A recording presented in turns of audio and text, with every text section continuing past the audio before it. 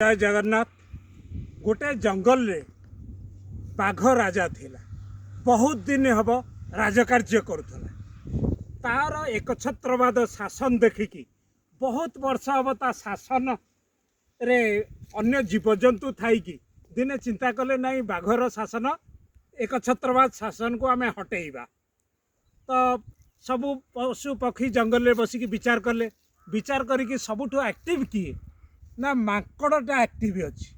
माकड़ को देले राजकार्य बसिया माकड़ को जंगल राजा बनई देले। जिते माकड़ राजा हो गला 10-15 दिन गला बाघ बिल्कुल फ्री राजगादी छाड़ी देइची। सी दिने कौन कला ना गोटे बकरीर छेलीर छुआटी धरी पकईला। छेली बेचारा दौड़ी दौड़ी के कांदिकी गला राजा को महाराज को कहला।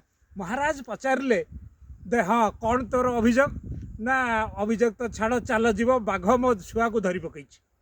माकड़ कहला यही गोटाए कथा चल आम समस्ते जीवा। समस्ते चलले। माकड़ देखला दे सतरे बाघ तो धरी पकई छेलीर छुआ को। बाघ पाखक किए जीव।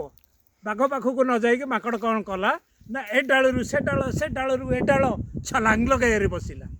किसी समय पर बसीगला। छेली कहला भाई रह भाई तो छलांग लगेवा से छाड़ू तू आसे आग बाघ पार्टी मो छेली मो छुआटा को रक्षा करे ना देखिलु मो काम किसी कमी अच्छी कि मुझे परिश्रम करिया कथा बहुत सारा परिश्रम करदेली।